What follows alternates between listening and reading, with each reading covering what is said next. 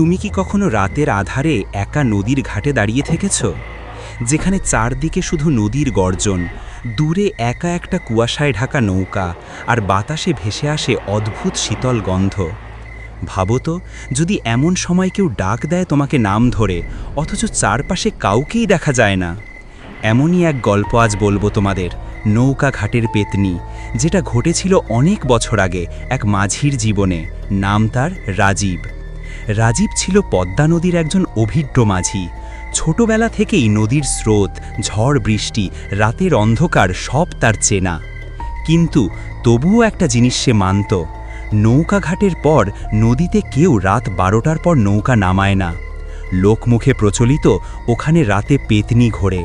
অনেকেই নাকি অদ্ভুত আওয়াজ শুনেছে, কেউ কেউ নাকি হারিয়েও গেছে। রাজীব এসব গুজবে বিশ্বাস করত না। সে বলতো, আরে নদী মানেই ভয়, আমি তো প্রতিদিনই পারাপার করি, ভূতপ্রেত বলে কিছু নাই। কিন্তু সেই রাতেই সব পাল্টে গেল। শীতকালের শেষ দিক, আকাশ ভরা চাঁদ, কিন্তু চারপাশে কুয়াশার আস্তরণ। রাজীব সেদিন রাত প্রায় 12:30টার দিকে এক যাত্রীকে পার করেছিল। যাত্রী নামার পর সে নৌকা ঘাটে বেঁধে রাখল। চারপাশ ফাঁকা, বাতাসে এক অদ্ভুত সোঁদা গন্ধ, দূরে কোথাও শেয়ালের ডাক। হঠাৎ করেই রাজীব শুনতে পেল কেউ যেন খুব কাছ থেকে তার নাম ধরে ডাকছে, রাজীব, রাজীব। সে চমকে চারদিকে তাকালো। ঘাটে কেউ নেই, নদী কুয়াশায় ঢেকে গেছে। ভাবল হয়তো কানে ভুল শোনা। কিন্তু অদ্ভুত ব্যাপার হলো, ডাকটা আবার শোনা গেল, এবার যেন একেবারে নৌকার পাশ থেকে। রাজীবের বুকের ভেতর কাঁপন ধরল। সে চিৎকার করে বলল, কে ওখানে? কোনো উত্তর নেই, শুধু নদীর পানিতে হালকা ঢেউ খেলে গেল। রাজীব তখন নৌকা বেঁধে উঠতে যাবে, ঠিক তখনই দেখল ঘাটের একেবারে কোণে এক মহিলা দাঁড়িয়ে। মহিলার গায়ে সাদা শাড়ি, মুখটা ঘোমটার আড়ালে ঢাকা, কুয়াশায় যেন শরীর ভেসে আছে। তিনি মিষ্টি গলায় বললেন, মাঝি, পার করবি, আমি ওপারে যাব। রাজীব একটু থমকে গেল। এই রাতে, এই কুয়াশায়, তাও আবার মহিলা একা। সে জিজ্ঞেস করল, আপা, এত রাতে একা কোথায় যাবেন? মহিলা শুধু হাসল। সে হাসি রাজীবের বুকের ভেতর শীতল স্রোতের মতো কেটে গেল। রাজীবের মনে তখনও ভয় পুরোপুরি ধরেনি। সে ভাবল হয়তো কোনো অসহায় মহিলা, যেতে হবে। তাই নৌকায় ওঠার জন্য ডাক দিল, আসুন, বসুন। মহিলা ধীরে ধীরে নৌকায় পা দিলেন। অদ্ভুতভাবে নৌকাটা কেঁপে উঠল, যেন বিশাল ভারী কিছু উঠে পড়েছে। রাজীবের শরীর গরম ঠান্ডা হয়ে গেল একসাথে। নৌকা নদীর বুকে ভাসতে শুরু করল। কুয়াশার ভেতর দিয়ে এগোতে এগোতে রাজীব বারবার যাত্রীর দিকে তাকাচ্ছিল। কিন্তু আশ্চর্য ব্যাপার হলো, মহিলার মুখটা ঠিকমতো দেখা যাচ্ছিল না। মনে হচ্ছিল ঘুমটার ভেতরে কোনো মুখই নেই, শুধু ফাঁকা অন্ধকার। রাজীবের হাত কাঁপতে লাগল বৈঠা চালাতে গিয়ে। হঠাৎ করে মহিলা সেই শীতল গলায় বললেন, রাজীব, জানিস আমি কে? নৌকা তখন মাঝ নদীতে, চারদিকে ঘুটঘুটে অন্ধকার আর দমবন্ধ কুয়াশা। রাজীব বৈঠা থামিয়ে স্তব্ধ হয়ে গেল। মহিলার গলা ছিল অস্বাভাবিক ঠান্ডা, কিন্তু সেই কণ্ঠে একটা টান ছিল, যেন ভেতর থেকে কারোর হাহাকার ভেসে আসছে। সে কাঁপা গলায় বলল, না, আমি জানি না, আপনি কে? মহিলা ধীরে ধীরে ঘোমটা নামালেন। রাজীবের বুক কেঁপে উঠল। ঘোমটার ভেতরে কোনো মুখ নেই, একটা ফাঁকা কালো গহ্বর। তার চোখের জায়গায় শুধু অন্ধকার। মুখের ভেতর থেকে বেরোচ্ছে সোঁদা গন্ধ, আর ভেসে আসছে কান্নার মতো হাহাকার। রাজীব স্তম্ভিত হয়ে গেল। তার হাত থেকে বৈঠা পড়ে গিয়ে পানিতে ডুবে গেল। নৌকা কেঁপে উঠল, আর তখনই মহিলা ফিস ফিস করে বলল, আমি নৌকা ঘাটের পেতনি, যাকে তুই অবিশ্বাস করিস। রাজীব হঠাৎ চিৎকার করে উঠল, আল্লাহ, কে তুমি? নামো নৌকা থেকে। কিন্তু মহিলা হেসে উঠল। সে হাসি ছিল কানে ধাতব খোঁচা লাগার মতো, ভয়ঙ্কর আর অস্বাভাবিক। মহিলা বলল, নদীর তলায় আমি ডুবে মরি, কেউ আমাকে বাঁচাতে আসেনি। এখন আমি যে কোনো মাঝিকে খুঁজে বেড়াই, তুইও আমার মতো ডুবে মরবি। কথা শেষ হতেই নৌকা দুলতে শুরু করল। স্রোত যেন একদম উল্টো দিকে টানতে লাগল। চারদিকে ঢেউ আছড়ে পড়ছে, অথচ নদীটা ছিল শান্ত।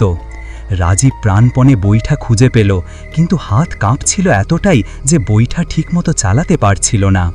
হঠাৎ রাজীব অনুভব করল মহিলার ঠান্ডা হাত তার কাঁধে এসে পড়েছে, যেন বরফের মতো জমাট হাত। সে চমকে উঠে মহিলার দিকে তাকালো। এবার মহিলা একেবারে তার মুখামুখি। কালো ফাঁকা চোখ দুটো রাজীবের চোখে তাকিয়ে আছে। রাজীব, তুই আমাকে পার করবি না? তুইও আমার সঙ্গী হবি? রাজীব হঠাৎ বৈঠা ফেলে দিয়ে হাত জোড় করল। মাগো, বাঁচান আমাকে, আমি কিছু জানি না। মহিলা আর একবার হেসে উঠল। হঠাৎ তার শরীরটা লম্বা হতে শুরু করল, মাথা উঁচু হয়ে একেবারে আকাশ ছোঁয়া। শাড়ি খুলে নদীতে ছড়িয়ে গেল, যেন গোটা নদীটাই তার শরীরের অংশ হয়ে গেছে। রাজীব তখন মরিয়া হয়ে দোয়া পড়তে শুরু করল। মুখে বারবার উচ্চারণ করছিল, আউযু বিল্লাহি মিনাশ শাইতানির রাজিম। তারপর বৈঠা দিয়ে জোরে এক আঘাত করল নদীর পানিতে। অদ্ভুতভাবে পানির ভেতর থেকে ভেসে উঠল মানুষের করুণ আর্তনাদ, যেন শত শত লোক নদীতে ডুবে আছে আর সাহায্যের জন্য চিৎকার করছে। রাজীবের মাথা ঘুরতে লাগল। সে ভাবল, এভাবে চলতে থাকলে আমি বাঁচব না। তখন তার মনে পড়ল, পুরনো মাঝিরা বলতো ভূত প্রেতকে এড়িয়ে যেতে চাইলে ঘাটের মাটির এক চিমটি নিয়ে নৌকায় রাখতে হয়, কিন্তু তার নৌকায় তো কিছু নেই। হাতের থাবা ও মায়ের কণ্ঠস্বর। ঠিক তখনই নৌকার চারপাশ থেকে পানির ভেতর হাত বের হতে লাগল, কালো ভেজা কাদায় ভর্তি হাত। একটার পর একটা উঠে এসে নৌকার ধার ধরে টানতে লাগল। রাজীব আতঙ্কে চিৎকার করতে লাগল, কেউ নেই, কেউ সাহায্য করো। কিন্তু চারপাশে শুধু নদীর গর্জন আর পেতনির হাসি। একটা হাত হঠাৎ তার পায়ের গোড়ালি চেপে ধরল। ঠান্ডা বরফের মতো হাত টেনে নিতে লাগল পানির ভেতর। রাজীব প্রাণপণে লড়াই করল, পা ছিটকে মুক্ত হল, কিন্তু ভারসাম্য হারিয়ে প্রায় নদীতে পড়ে যাচ্ছিল। মহিলা তখন আবার ফিসফিস করে বলল, রাজীব, তোকে আমি বেছে নিয়েছি, তুই আমার সঙ্গে থাকবি, এই নদীর বুকেই তোর শেষ হবে। তারপর হঠাৎ অদ্ভুতভাবে সে গলা বদলে ফেলল। মনে হচ্ছিল রাজীবের নিজের মায়ের কণ্ঠে ডাকছে, রাজীব বাবু, চলে আয়। রাজীবের বুক কেঁপে উঠল। সে বুঝল এই ভয়ানক পেতনি এখন তার মাকে নকল করছে। নৌকা তখন নিয়ন্ত্রণহীনভাবে নদীর মাঝখানে ঘুরছে। চারপাশে হাত, শীতল হাওয়া আর পেতনির কণ্ঠে তার মায়ের ডাক। রাজীব হঠাৎ অনুভব করল পানি ধীরে ধীরে নৌকার ভেতরে উঠতে শুরু করেছে। সে হাঁটু পর্যন্ত পানির ভেতরে ডুবে গেছে। পেতনি তখন হাসতে হাসতে বলল, আজ তোর নিশি ডাকা শেষ হবে রাজীব। রাজীব ভেবেছিল দোয়া পড়ে বৈঠা চালিয়ে পেতনিকে পরাজিত করেছে, কিন্তু হঠাৎই নৌকার পেছনে আবার দেখা দিল সেই সাদা শাড়ির মহিলা। তার কালো চোখ আর ভয়ানক হাসি রাজীবকে জানিয়ে দিল খেলা এখনও শেষ হয়নি। ডুবন্ত নৌকা ও গানের সুর। নৌকার ভেতরে পানি ধীরে ধীরে হাঁটুর ওপরে উঠে গেল। রাজীবের শরীর ঠান্ডায় কাঁপছিল। সে বুঝতে পারছিল এভাবে আর কয়েক মিনিট গেলে নৌকাটা ডুবে যাবে। সে মরিয়া হয়ে বৈঠা চালাতে লাগল, কিন্তু অদ্ভুত ব্যাপার হলো যেদিকে চালায় নৌকা সেই দিকেই ঘুরে ফিরে আবার মাঝ নদীতে চলে আসে। মনে হচ্ছিল নদীটাই যেন তাকে বন্দি করে ফেলেছে। হঠাৎ চারপাশে ভেসে এলো এক অদ্ভুত সুর, মাঝরাতের ঘুমপাড়ানি গানের মতো, কিন্তু তাতে ভয়ঙ্কর শূন্যতা। লইছস মাঝি, পার করিস মাঝি। সুরটা যেন একসাথে শত শত মহিলার কণ্ঠে গাওয়া হচ্ছে। রাজীব কান চেপে ধরল, কিন্তু তবুও গানের সুর তার মাথার ভেতর বাজতেই থাকল। তার চোখ ঘোলা হয়ে আসছিল। মনে হচ্ছিল নৌকা ছেড়ে পানিতে ঝাঁপ দিয়ে দিতে ইচ্ছে করছে, যেন কেউ তাকে টেনে নিচ্ছে অদৃশ্য শক্তিতে। ফাঁকা চোখ। হঠাৎ নদীর কুয়াশা একটু সরে গেল। রাজীব অবাক হয়ে দেখল নৌকার পাশে পাশে কয়েকটা ভাসমান নৌকা চলছে, কিন্তু সেই নৌকাগুলো একেবারেই অচেনা। আর ভেতরে বসা আছে অনেক মানুষ, কেউ কৃষক, কেউ বুড়ো, কেউ আবার ছোট বাচ্চা, কিন্তু তাদের সবার চোখ ফাঁকা, মুখ নেই, শুধু কালো গহ্বর। তারা একসাথে হাত নাড়তে লাগল, যেন রাজীবকে ডাকছে, এদিকে আয়, আয় আমাদের সঙ্গে। রাজীব বুকের ভেতর চিৎকার করে উঠল, না, আমি মরব না, আমি তোমাদের মতো হব না। ঠিক তখনই পেতনি আবার কথা বলল। এবার তার কণ্ঠ ছিল একেবারে রাজীবের মতো। রাজীব, আমি তোকে খুঁজতে এসেছি। আমি তোকে একা ফেলে যাব না বাবু, চলে আয় আমার কাছে। রাজীব চোখ বন্ধ করে ফেলল। সে জানত এটা তার মা হতে পারে না। মা তো গ্রামের বাড়িতে বেঁচে আছে। কিন্তু মায়ের কণ্ঠ শুনে বুকের ভেতর মোচড় দিয়ে উঠল, চোখে পানি চলে এলো। সে দাঁত চেপে শুধু বলল, না, তুই মা না, তুই শয়তান। এই কথা বলতেই পেতনি রূপ বদলাতে শুরু করল। মুহূর্তের মধ্যে তার শরীর ভাঙা কঙ্কালে পরিণত হল। চোখ ফাঁকা, মুখ দিয়ে শুধু শোঁ শোঁ শব্দ বের হচ্ছে। তারপর সে হঠাৎ করে নদীর পানির ওপর উঠে দাঁড়ালো, যেন স্রোতের ওপরে ভাসছে। চোখ জল করছে অগ্নিশিখার মতো। সে এক চিৎকার দিল, তুই পালাতে পারবি না রাজীব। চিৎকারের সঙ্গে সঙ্গে চারপাশের সব নৌকা একসাথে মিলিয়ে গেল। কুয়াশা আবার ঘন হয়ে চারদিক ঢেকে ফেলল। রাজীব বুঝল এভাবে বসে থাকলে শেষ। সে মরিয়া হয়ে মনে পড়ল তার বাবা এক সময় বলেছিল, নদীর পেতনিকে দূরে রাখতে হলে কলেমা পড়তে হয়। রাজীব ঠান্ডা গলায় পড়তে শুরু করল, লা ইলাহা ইল্লাল্লাহু মুহাম্মাদুর রাসূলুল্লাহ। বারবার পড়তে লাগল। গলা কাঁপছিল ভয় আর ঠান্ডায়। পেতনি তাতে আরও অস্থির হয়ে উঠল। সে ঝাঁপিয়ে এসে রাজীবকে নদীতে ঠেলে দিতে গেল।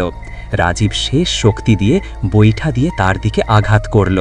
আঘাত করতেই পেতনি হঠাৎ এক অদ্ভুত চিৎকার দিয়ে অদৃশ্য হয়ে গেল। নদী আবার শান্ত হয়ে গেল। চারপাশে শুধু কুয়াশা আর নীরবতা। রাজীব হাঁপাতে হাঁপাতে নৌকার ভেতরে বসে পড়ল। শরীরের শক্তি শেষ হয়ে গিয়েছিল। সে ভাবল, বেঁচে গেছি, আমি বেঁচে গেছি। কিন্তু সত্যিই কি সে বেঁচে গেছে? কারণ তখনই হঠাৎ নৌকার পেছনে একটা ঠান্ডা হাত তার কাঁধে এসে পড়ল। রাজীব ধীরে ধীরে ঘুরে তাকাল। কুয়াশার ভেতর নৌকার এক কোণে দাঁড়িয়ে আছে আবার সেই সাদা শাড়ির মহিলা। তার কালো ফাঁকা চোখ দুটো এবার আরও কাছে। মুখের ভেতর থেকে শোঁ শোঁ শব্দ বের হচ্ছে। সে মৃদু স্বরে বলল, ভেবেছিস এভাবে তুই বাঁচবি? এখনও খেলা শেষ হয়নি রাজীব। রাজীব নিঃশ্বাস বন্ধ করে তাকিয়ে রইল। সাদা শাড়ির মহিলা এবার আর দূরে নেই, একেবারে তার সামনে এসে দাঁড়ালো। তার শরীর থেকে ভেসে আসছে মৃত নদীর গন্ধ, যেন কাদার সঙ্গে মিশে আছে পচা দেহের দুর্গন্ধ। তিনি শীতল কণ্ঠে বললেন, রাজীব, আমার সঙ্গে চল। নদীর তলায় শত শত মানুষ অপেক্ষা করছে। আজ থেকে তুইও তাদের একজন হবি।